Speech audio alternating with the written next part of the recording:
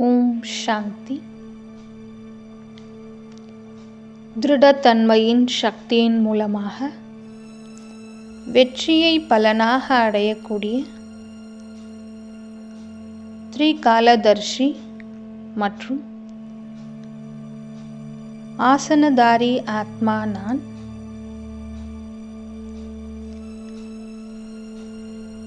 எந்த ஒரு எண்ணத்தை நான் கொண்டு வருவதற்கு முன்பும் அதனுடைய முதல் இடைக்கடையை நன்றாக அறிந்து கொண்டு பிறகு செயலில் வருகிறேன். எனது எண்ணம் என்ற விதையை உறுதியானதாகவும் முழுமை நிறைந்ததாகவும் ஆக்குகிறேன்.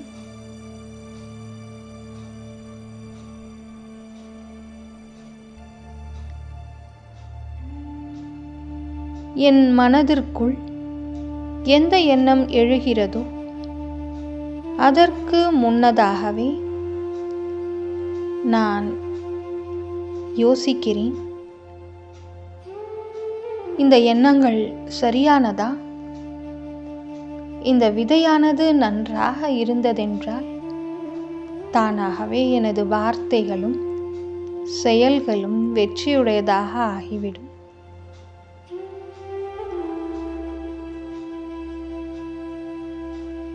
நான் இந்த நிச்சயத்தை இன்று முதல் கொண்டு வருகிறேன். என் மனதிற்குள் வரக்கூடிய ஒவ்வொன்றுமே வெற்றி அடைய வேண்டும். அந்த உறுதித்தன்மை என்னுள் தீவிரமடைகிறது. பாப்தாதாவின் வரதான கரங்கள் என் தலை மீது இருக்கிறது. குழந்தாய், நீ எந்த செயலை செய்கிறாயோ வெற்றி தானாகவே உனக்கு கிடைத்து கொண்டே இருக்கும். நீதான் திரிகாலதர்ஷி ஆத்மா. 3 காலத்தையும் நன்றாக உணர்ந்து அந்த செயலை செய்வதற்கு முன்னதாகவே கவனத்துடன் அதற்கு அதிகாரியாகி அந்த திரிகாலதர்ஷி என்ற ஆசனத்தில் அமர்ந்து செயலை செய்வாயாக. ஓம் சாந்தி. ஓம் சாந்தி. 22/9/2024 காலை முரளி. அவ்யக்த பாப்தாதா. Revised date 18/1/2002. ஸ்நேகத்தின் சக்தி மூலமாக சக்திசாலியாக ஆகுங்கள். எல்லா ஆத்மாக்களுக்கும் சுகம் மற்றும் சாந்தியின் துளிகளை வழங்குங்கள். பாபா சொல்கிறார், இன்று சக்திசாலியாக இருக்கின்ற தந்தை தன்னுடைய நினைவு சொரூபமாகவும் சக்தி சொரூபமாகவும் இருக்கின்ற குழந்தைகளை சந்திப்பதற்காக வந்துள்ளார்.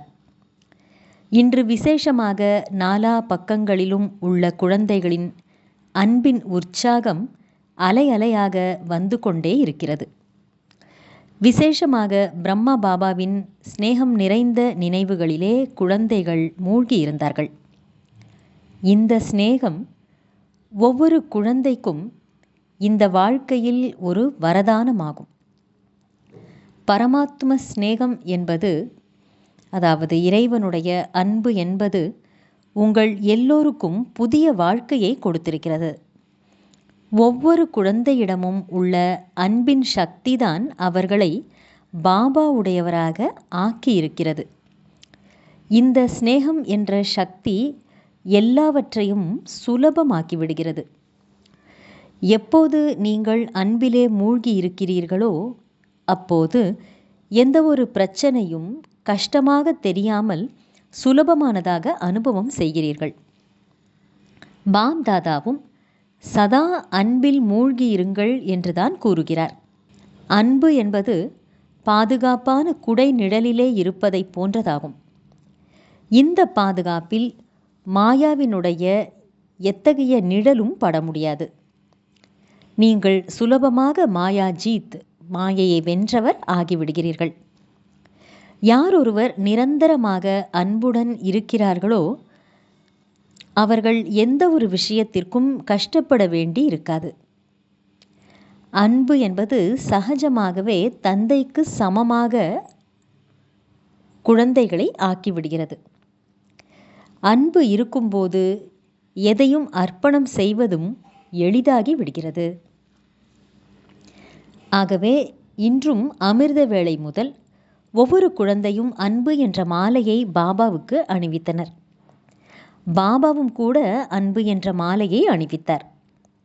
எப்படி இந்த விசேஷமான நினைவு நாளில், அதாவது ஸ்நேகம் நிறைந்த நாளில் ஸ்நேகத்திலே மூழ்கி இருந்தீர்களோ அது போலவே சதா நீங்கள் மூழ்கியிருங்கள். இப்படி இருந்தால் கஷ்டப்பட்டு நீங்கள் முயற்சி செய்ய வேண்டி இருக்காது. ஒன்று அன்பு கடலில் மூழ்கியே இருப்பது, இன்னொன்று அன்பு கடலில் கொஞ்ச நேரம் ஒரு முழுக்கு போட்டுவிட்டு பிறகு வெளியே வந்து விடுவது. அநேக குழந்தைகள் மூழ்கி இருப்பதில்லை, சீக்கிரமாகவே வெளியிலே வந்து விடுகிறார்கள்.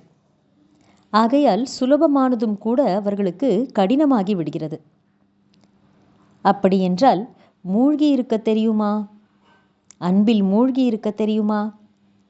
மூழ்கி இருப்பதிலேதான் ஆனந்தம் இருக்கிறது. பிரம்மா பாபா சிவபாபாவின் மீதுள்ள ஸ்நேகத்தை தன் உள்ளத்தில் அடக்கி வைத்திருந்தார். இதனுடைய ஞாபகார்த்தம் கல்கத்தாவில் காண்பிக்கப்பட்டிருக்கிறது. அதாவது பிரம்மபுத்திரா நதி முகத்வாரத்தில் கடலுடன் நிரந்தரமாக சங்கமித்திருக்கிறது என்பதே கல்கத்தாவில் பார்க்கலாம். இப்போது பாப்தாதா குழந்தைகளிடம் இருந்து என்ன எதிர்பார்க்கிறார் என்றால், பாபாவிடம் உண்மையாகவே அன்பு இருக்கும் என்றால், உங்களுக்கு பாபாவின் மீது உண்மையாகவே அன்பு இருக்கும் என்றால் அவருக்கு சமமாக ஆகி காட்டுங்கள் என்கிறார். சதா சங்கல்பத்தில் சக்திசாலியாக இருங்கள். இப்பொழுது வீணான விஷயத்திற்கு நிறைவு விழா கொண்டாடுங்கள். ஏனென்றால் வீணானது உங்களை சக்திசாலியாக ஆக விடாது. மேலும் எதுவரையிலும் நிமித்தமாக இருக்கின்ற குழந்தைகளான நீங்கள் சக்திசாலியாக ஆகவில்லையோ அதுவரையிலும் உலகத்தின் ஆத்மாக்களுக்கு நீங்கள் சக்தியை எப்படி கொடுப்பீர்கள்? எல்லா ஆத்மாக்களும் முற்றிலும் சக்தி இழந்தவர்களாக ஆகிவிட்டார்கள். சக்திகளை பிச்சை கேட்கும் நிலைக்கு வந்துவிட்டார்கள். இப்படி பிச்சைக்காரர்களாக ஆகிவிட்ட ஆத்மாக்களுக்கு, ஹே சக்தி நிறைந்த ஆத்மாக்களே, இந்த பிச்சைக்காரத்தனத்திலிருந்து நீங்கள் விடுதலை கொடுங்கள். ஆத்மாக்கள் சக்திசாலி ஆத்மாக்களான உங்களை அழைக்கின்றார்கள். ஹே முக்தி தரும் வள்ளலின் குழந்தைகளான மாஸ்டர் முக்தி தாத்தாக்களே, எங்களுக்கு முக்தி கொடுங்கள். இந்த வார்த்தைகள் உங்கள் காதுகளில் விழவில்லையா?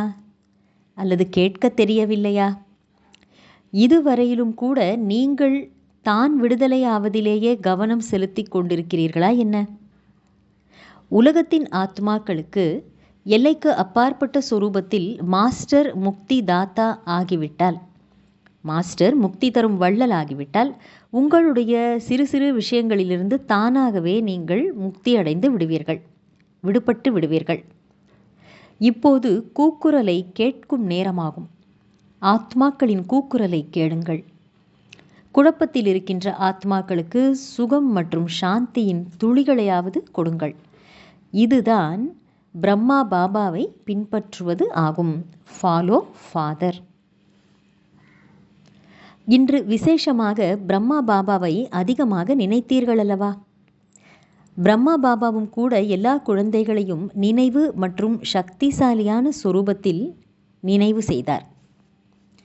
அநேக குழந்தைகள் பிரம்மா பாபாவுடன் ஆன்மீக உரையாடல் செய்தவாறே இனிமையான புகாரும் கூறினார்கள்.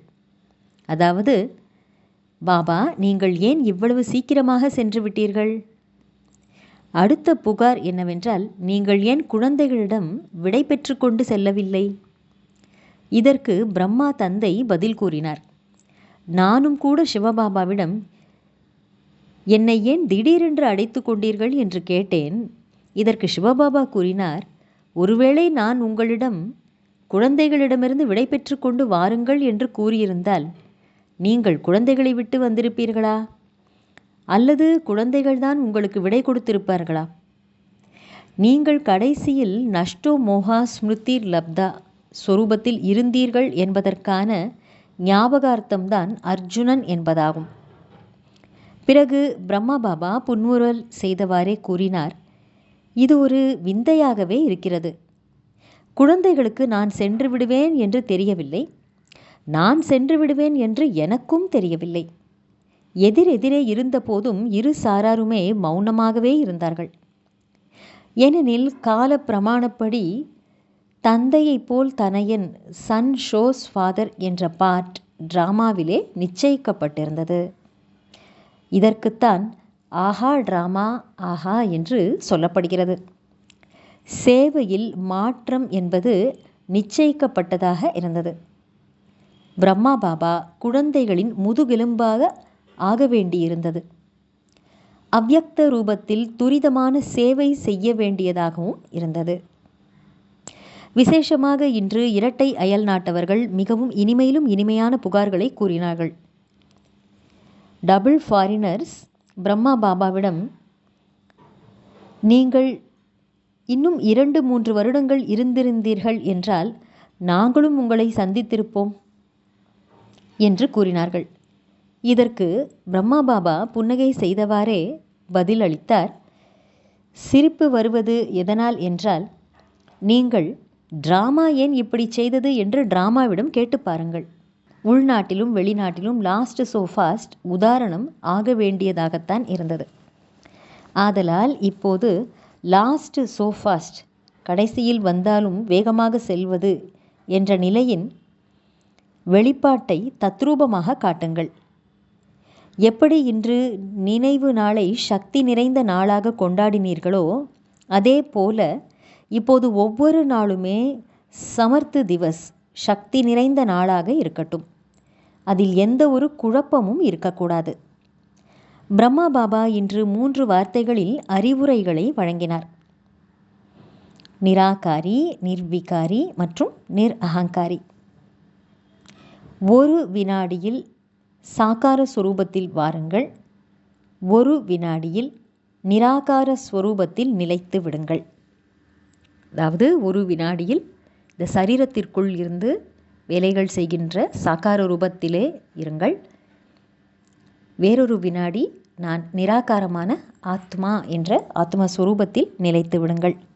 இந்த பயிற்சியை முழு நாளும் அடிக்கடி செய்து கொண்டே இருங்கள். யோகம் செய்வதற்கு அமரும்போது மட்டும் நிராகார ஸ்திதியில் நிலைத்திருக்க வேண்டும் என்பது அல்ல. இடையிடையே பிரத்யேகமாக நேரம் ஒதுக்கி கொண்டு இந்த தேக உணர்விலிருந்து விலகி நிராகார ஆத்ம சுரூபத்தில் நிலைத்திருப்பதற்கான பயிற்சியை செய்ய வேண்டும்.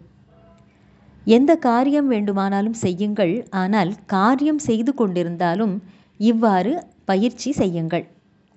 நான் நிராகாரமான ஆத்மா. இந்த சாகார கர்மேந்திரியங்கள், அதாவது புலன்கள் மூலமாக கர்மங்களை செய்ய வைத்து கொண்டிருக்கின்றேன். நிராகார ஸ்திதி மற்றும் கராவன்ஹார் ஸ்திதி, அதாவது செய்ய வைக்கின்ற ஸ்திதி, கர்மேந்திரியங்கள் காரியம் செய்கின்றவை, அதிலே ஆத்மா செய்ய வைப்பவர் ஆவார். ஆதலால் நிராகார ஆத்மா ஸ்திதி மூலம் பாபாவின் நினைவு தானாகவே உங்களுக்கு வந்துவிடும். எப்படி பாபா செய்ய வைப்பவராக இருக்கிறாரோ அதே போல ஆத்மாவாகிய நான் செய்ய வைப்பவனாக இருக்கின்றேன். ஆதலால் கர்மத்தின் பந்தனத்தில் சிக்கிக்கொள்வதில்லை, விலகி இருப்பீர்கள். ஏனென்றால் கர்மத்தின் பந்தனத்தில் சிக்கிக்கொள்வதனாலேயே பிரச்சனைகள் வருகின்றன. அதனால் முழு நாளும் சோதனை செய்து பாருங்கள். கராவன்ஹார், அதாவது காரியங்களை செய்ய வைக்கும் ஆத்மாவாக ஆகி கர்மம் செய்து கொண்டிருக்கிறேனா என்று. நல்லது. இப்போது முக்தி கொடுப்பதற்கான மிஷினரியை துரிதப்படுத்துங்கள். இந்தூர் ஜோனிலிருந்து வந்திருக்கும் சேவாதாரிகள் கை உயர்த்துங்கள். நிறைய பேர் வந்திருக்கிறீர்கள், மிகவும் நல்லது. சேவை செய்வது என்றால் அருகில் வருவதற்கான பழத்தை சாப்பிடுவது. சேவைக்கான வாய்ப்பை எடுத்துக்கொள்வது என்பது புண்ணியத்தை சேமிப்பதாகும், ஆசீர்வாதங்களை சேமிப்பதாகும். ஆகவே எல்லா சேவாதாரிகளும் உங்களுடைய புண்ணிய கணக்கை சேமித்தீர்களா? இந்த ஆசீர்வாதங்கள் மற்றும் புண்ணியம் எக்ஸ்ட்ரா லிஃப்ட் என்னும் வேலையை செய்கிறது. நல்லது. உள்நாட்டிலும் வெளிநாடுகளிலும் இருப்பவர்கள் தூரமாக இருந்தாலும் சமீபத்தில் இருக்கிறார்கள். எல்லா குழந்தைகளுக்கும் பாப்தாதா ஸ்நேகத்தின் தினமான இன்று ஸ்நேகத்திற்கு கைமாறாக 100 மடங்கு ஸ்நேகத்துடன் கூடிய அன்பு நினைவுகளை அளிக்கின்றார். வெளிநாடுகளில் ஒவ்வொரு நாட்டிலும் வெவ்வேறு விதமான நேரமாக இருக்கும். இரவு பகல் மாற்றம் இருக்கும். என்றாலும் கூட பிரகாசமாக ஒளி வீசிக்கொண்டே இருக்கும் ஜோதியைப் போல களைப்பின்றி குழந்தைகள் கேட்டுக்கொண்டிருக்கிறார்கள், மகிழ்ச்சி அடைகிறார்கள்.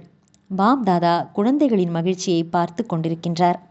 அநேக குழந்தைகள் இருக்கின்றார்கள். அதனால் பாபா கூறுகின்றார், ஒவ்வொரு குழந்தையும் தங்கள் தங்கள் பெயருடன் அன்பு நினைவுகளை ஏற்றுக்கொண்டிருக்கிறார்கள். மேலும் இப்போது ஒரு வினாடியில் நிராகார ஸ்திதியிலே நிலைத்திருங்கள். பாபா ட்ரில் செய்ய வைத்தார். ஒரு வினாடியில் நிராகார ஆத்மஸ்திதியில் நிலைத்து விடுங்கள். நல்லது.